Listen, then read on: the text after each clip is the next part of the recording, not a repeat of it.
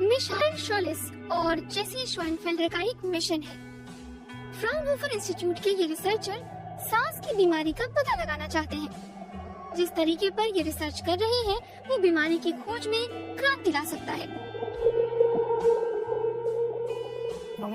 आखिर में इसे ऐसे समझना होगा कि जब मैं सांस का विश्लेषण कर रहा हूँ तो जैसे किसी छोटे से ट्यूब में फूंक मार रहा हूँ और उसके बाद बीमारी की अवस्था का आकलन किया जाता है। फिर इस बात की पहचान होती है कि क्या मुझे कोई खास बीमारी है। लेकिन सांस बीमारी के बारे में कैसे बताती है? हमारी हर कोशिका में मेटाबॉलिज्म के जरिए वाष्पशील कार्बनिक यौगिक बनता है जिसे संक्षेप में VOC कहा जाता है। इन्हें सांस के जरिए शरीर से बाहर निकाला जाता है।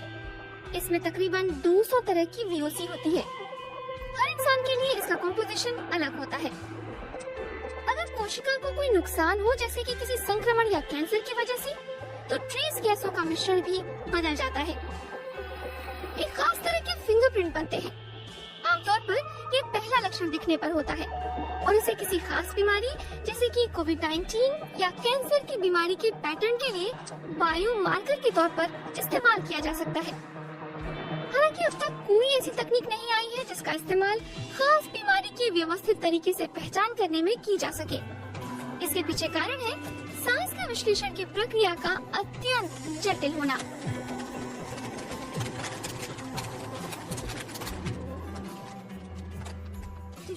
जिस चीज की हमें तलाश है उन बायोमार्करों की एक तो सघनता बहुत कम है और कम होने के कारण मेजरिंग डिवाइस से इनका पता लगाना भी बहुत मुश्किल है। दूसरी तरफ सांस में मौजूद संभावित चीजों की बहुलता भी एक कारक है। इसी समस्या का समाधान रिसर्चर एक नए डायग्नोस्टिक यूनिट के जरिए करने की उम्मीद में है। नमूने से कणों को अलग करने के लिए वो पहले कपड़े के रेशों का इस्तेमाल करते हैं। VOC इनसे चिपक जाते हैं। इसके बाद एक खास तौर से विकसित चिप का इस्तेमाल वहाँ मौजूद रसायनों की पहचान के लिए किया जाता है। आयन मोबिलिटी स्पेक्ट्रोमीटर में सांस के नमूने और चिप की मुलाकात होती है। वोल्टेज बदलने से चिप अब सांस के आवेशित कणों को चुन सकती है। नमूने में किसी खास बीमारी की कौन और कितने कण मौजूद हैं, उनकी सही गणना की जा सकती है। हालांकि यहीं पर एक और समस्या आती है। सांस के हर नमूने से करीब 5 लाख आंकड़े जमा होते हैं। किसी इंसान को इनका मूल्यांकन करने में हफ्तों लग सकते हैं। यही वजह है कि यहाँ विश्लेषण में आर्टिफिशियल इंटेलिजेंस की मदद ली जाती है। विजन के मुताबिक इसे बीमार और स्वस्थ सांस की प्रोफाइलों में ट्रेन किया गया है। मिनट भर के भीतर किसी कैंसर के संक्रमण वाली सांस की पहचान की जा सकती है।